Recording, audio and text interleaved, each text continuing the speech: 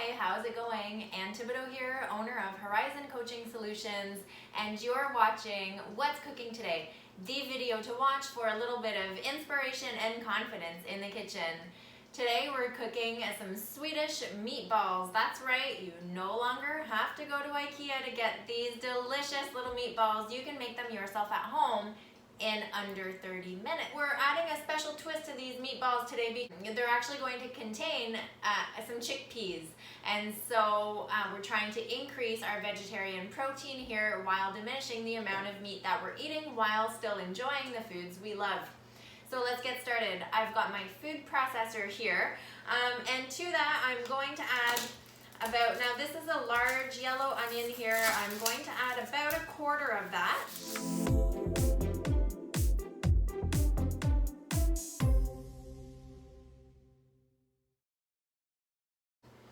As well as I've got 10 white mushrooms now. Just the buttons, I've gone and removed the stems. And I've got a quarter cup of chopped thawed spinach. Now this is the equivalent of about 2 to 3 cups of fresh spinach. I've just thawed it and squeezed all of the water out of it because it is pretty juicy. So because we don't want soggy meatballs, I've gone ahead and squeezed all of the juice out of it. Now let's go ahead and pulse this just for a few seconds.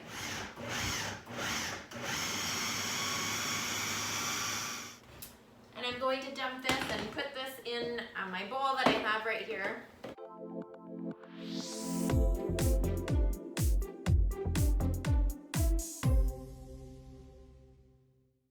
Put my blade back in.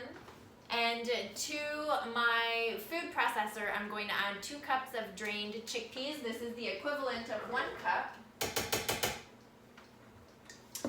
I'm going to add 1 pound of ground beef. Now you could use any ground meat that you want here. Ground pork would be equally delicious, as would ground chicken or ground turkey.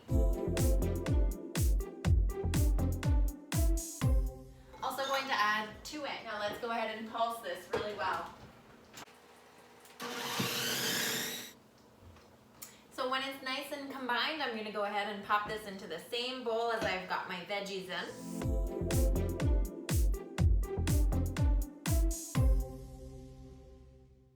I want to get these veggies combined in here, and also I want to add just some spices. So I'm going to go ahead and add about a teaspoon of ground allspice. And we want to add some salt to this.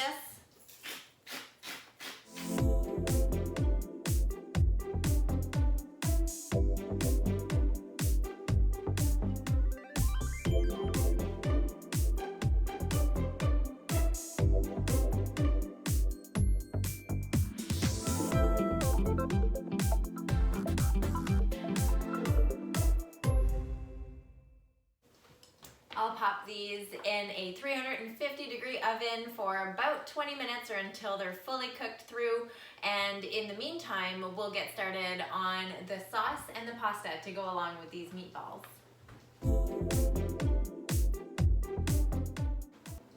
Okay, my meatballs have been in the oven for about 10 minutes now. You should smell it in here. It smells amazing. It'll be about 23 minutes in the oven once the timer goes off. In the meantime, I have some water boiling. We're going to cook up some whole wheat penne to serve with this. If you're not into whole wheat, you can definitely do just plain white pasta. You could also do potatoes, which would be delicious here, or the side of your choice. So let's get started on this. Use a little bit of avocado oil. So about 2 tablespoons or 2 big turns of the pan.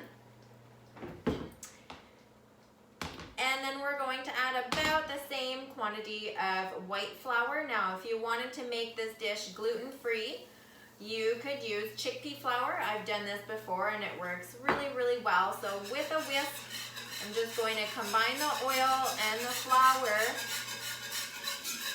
And you want a mixture that's not too thick, not too thin, so we'll go ahead and combine this really well. And we'll let the flour cook down for a second or so.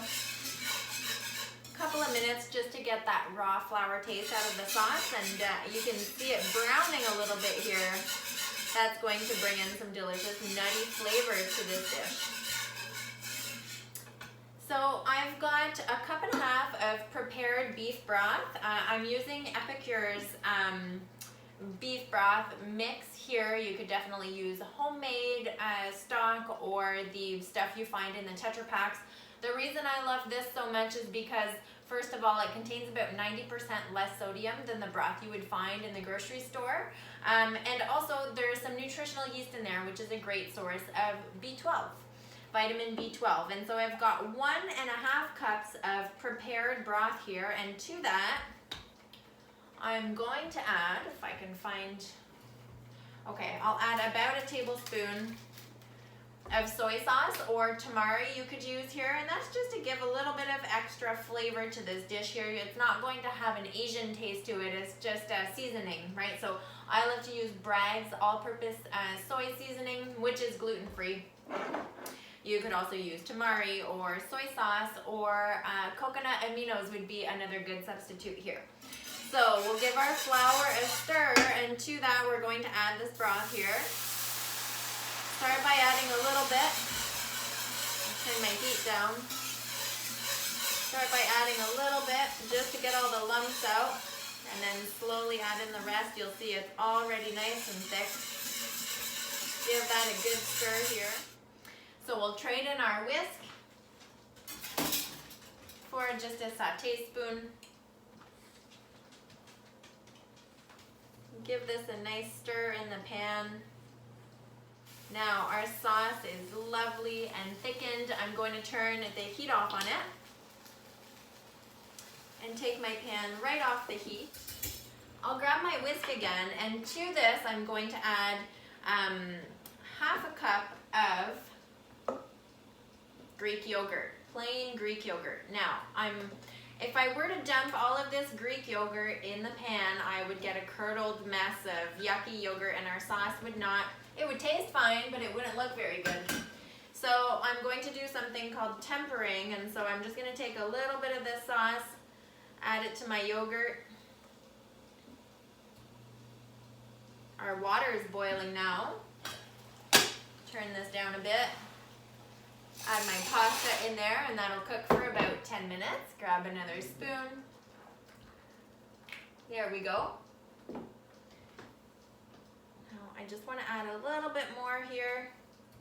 And basically the idea is that we're just going to take some of the chill off this yogurt, get it used to the heat of this sauce.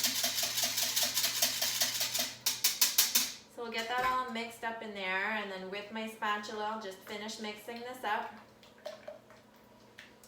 And now that it's tempered, we can put it back in the sauce and whisk everything together.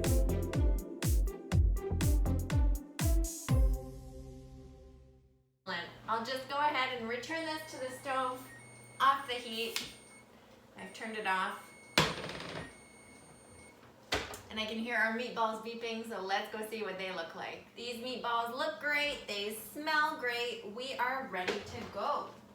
We're almost done this meal. All we have to do now is we'll turn the heat back on low for the sauce. We want to get it simmering again. Just give it a bit of a stir here. Our sauce is nice and thick.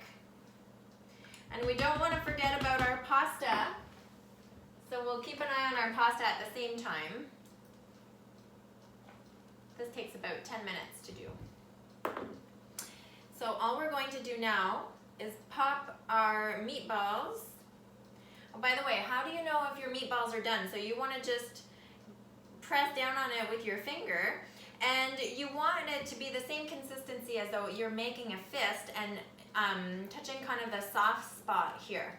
If you were to make a really loose fist and you feel that there, it's kind of mushy, and so that's what a raw meatball would feel like, or any piece of meat. You can use this trick for any kind of meat.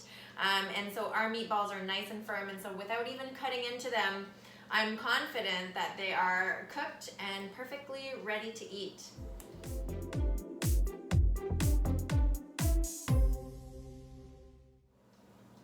Now we'll just coat these meatballs with this amazing sauce and let all of that simmer in there for a few minutes while we get our pasta drained and ready to go. Serving this couldn't be easier.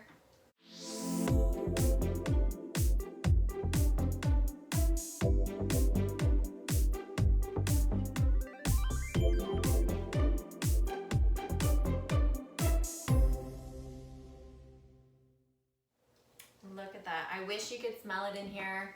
Delicious Swedish meatballs from my kitchen to yours, ready in just 30 minutes.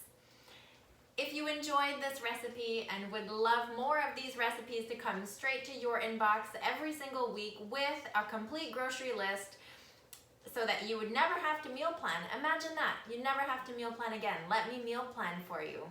Head on over to my website, www.horizoncoachingsolutions.com/VIP, where you can learn all about my VIP membership experience. My members receive 5 recipes for easy weeknight dinners ready in 30 minutes or less, and a complete grocery list straight to their inbox every Friday morning. That way, they can take the weekend to prep, execute, purchase their groceries so that they're all set up for a chaos-free dinner time throughout the week.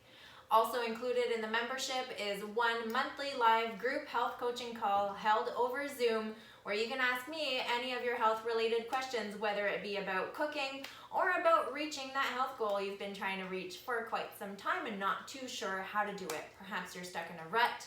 Support and accountability are the 2 key ingredients that help you break out of that rut and finally get into action, and that's what I'm here to help you to do. I hope you enjoy this recipe, and I'll see you next week in my kitchen.